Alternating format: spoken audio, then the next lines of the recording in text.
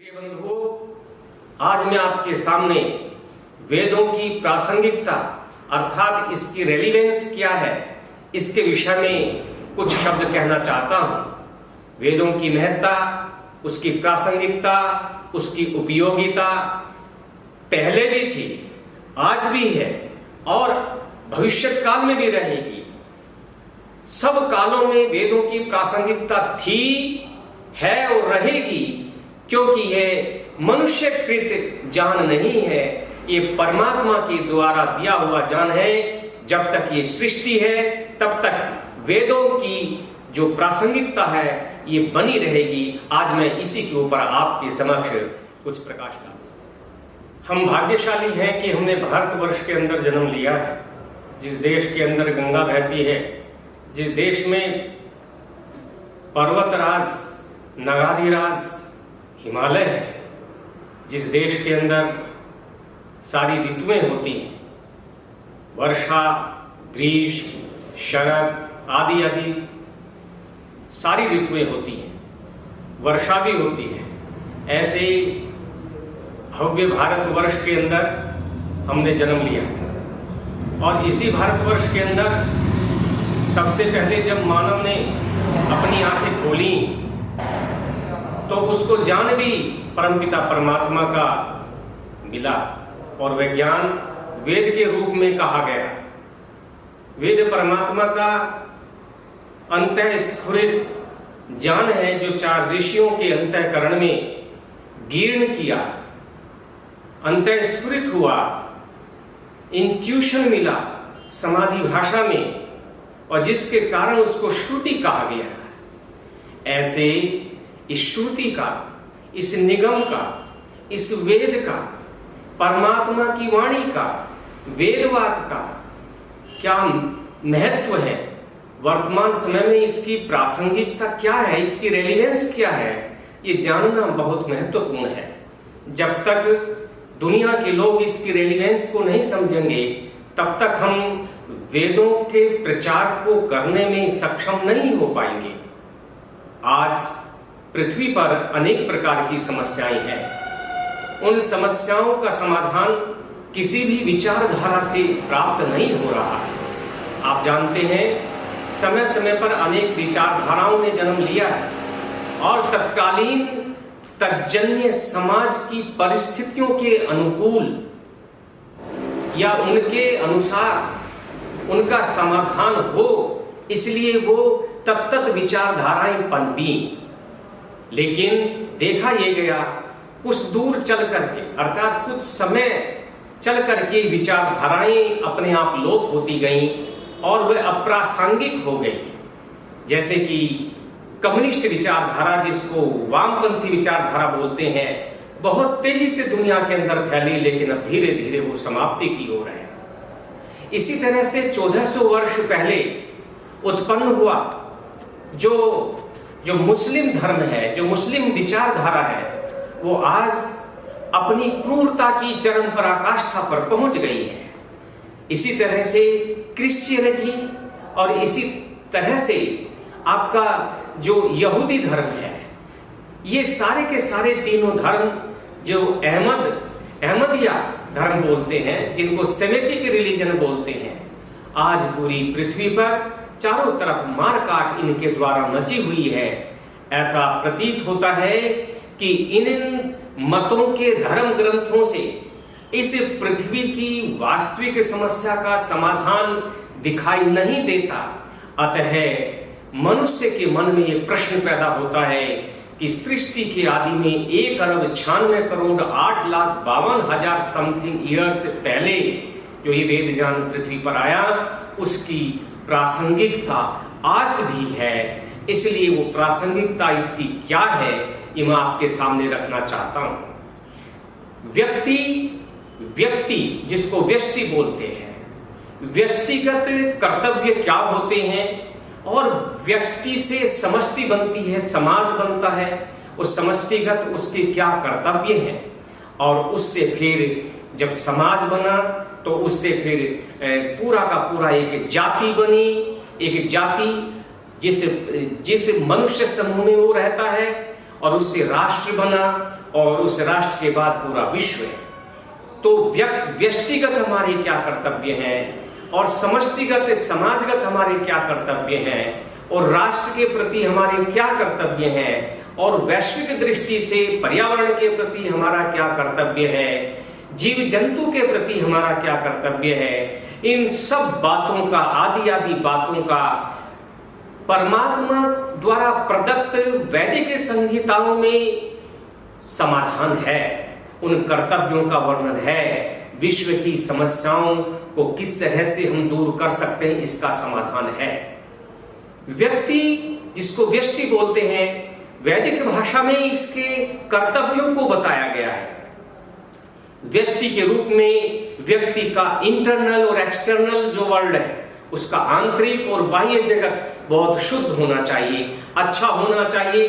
उसके लिए क्या बताया कि प्रातः काल जगना चाहिए, प्रातः काल ब्रह्म मुहूर्त में उठ करके दैनिक कृत्यों को करते हुए परमपिता परमात्मा का चिंतन करना चाहिए। अपने शरीर में फ्लेक्सिबिलिटी हो, इसलिए उसको व्यायाम करना चाहिए, ब्रह्मचर्य का पालन करना चाहिए, ब्रह्मचर्य की शक्ति का अर्जन अपने अंदर करना चाहिए, जिससे शारीरिक उन्नति होने के बाद उसकी आत्मिक, मानसिक और बौद्धिक उन्नति हो सके।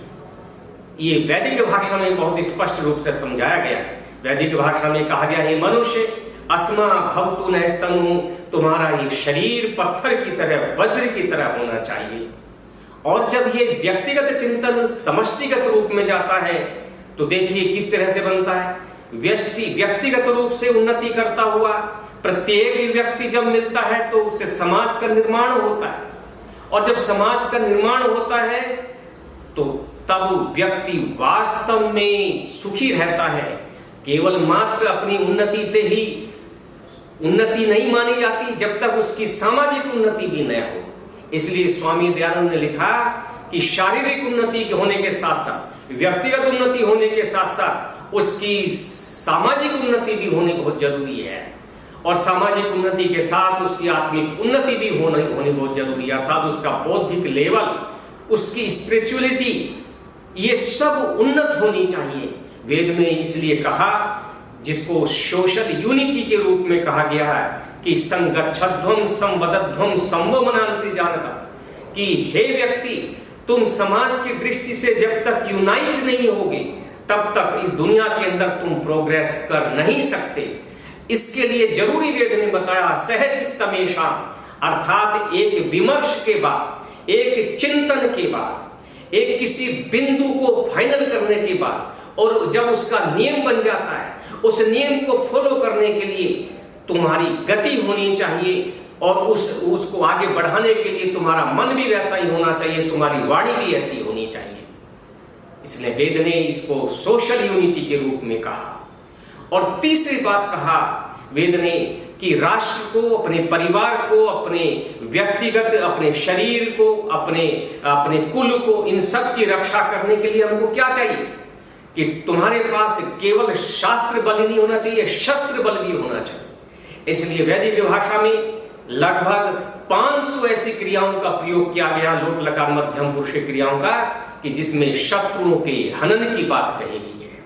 इसलिए वेद की रेलेवेंस ये है कि जहां वह आध्यात्मिक उन्नति की तरफ लेकर के जाता है, जो ये कहता है कि तुम्हें कहां अपनी उन्नति करनी है, स्पिरिचुअल उन्नति कहां करनी है, नदियों के किनारे पर बैठ करके, नदियों के संगम पर, पर्वतों की उपत्यका में बैठ करके तुम्हें अपनी अव्यवस्थित आध्यात्मिकता को व्यवस्थित करने का प्रयास करना चाहिए।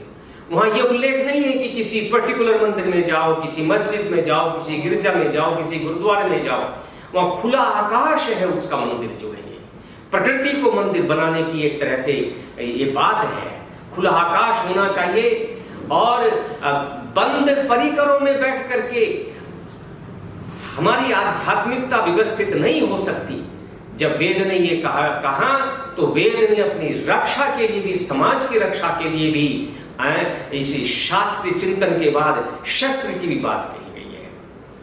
इसलिए वेद की रेलेवेंस आज भी उसी प्रकार से है जैसे पहले थी। जो है वैदिक भाषा में कहा गया है उपस्थास्ते अनमेवा अयक्ष्मास्मभ्यं सन्तु पृथ्वी प्रसूताः दीर्घं न आयु प्रतिबुध्यमाना वयं तुभ्यं बलिहृतः स्यामः।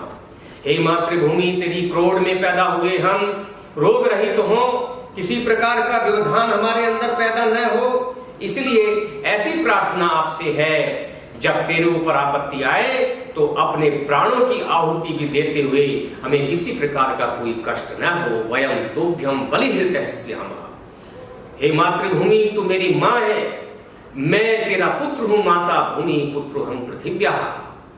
ये जो शरीर है, पतत्वेश कायः, ये शरीर जो है तुम्हारी रक्षा में जो है वो मेरा लगना चाहिए। ऐसे ही मातृभूमि तेरे प्रति मैं नमन करता हूं।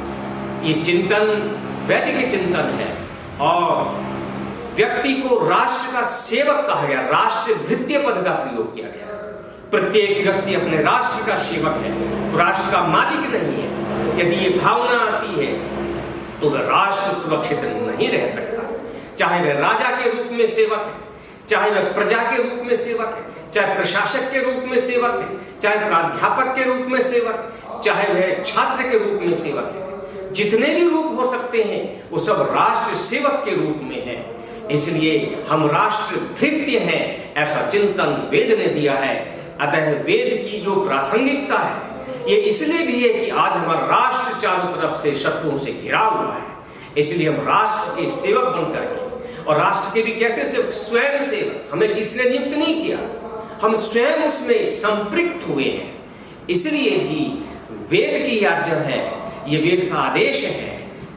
और जब वेद का आदेश हम उस पर चलते हैं और लोगों को चलते हुए देखते हैं तो वैसा ही समाज का निर्माण होता है और तब भी हमको वेद की प्रासंगिकता दिखाई देती है। मनुष्य कृत जो ग्रंथ हैं, सो कॉल्ड जो धर्म ग्रंथ हैं, उनमें वृद्धि क्षय और विपर्य होता रहता है, परंतु वेद के इस चिंतन में जो कि परमात्मा के द्वारा निश्चित है, उसमें न तो वृद्धि है, न क्षय है, न विपर्य है। वो एक सा है, वो सदा वृद्ध है, सदा अवृद्ध है। इसलिए वही अल्टीमेट है, वही अंतिम है। ऐसे उस वेद की प्रासंगिकता जैसे पहले थी वैसे ही आज है और भविष्य में भी इसकी प्रासंगिकता, इसकी रेलिवेंस बनी रहेगी। इतना ही कहकर के अपनी वाणी को विराम देता हूं। ओम शांति शांति शांति।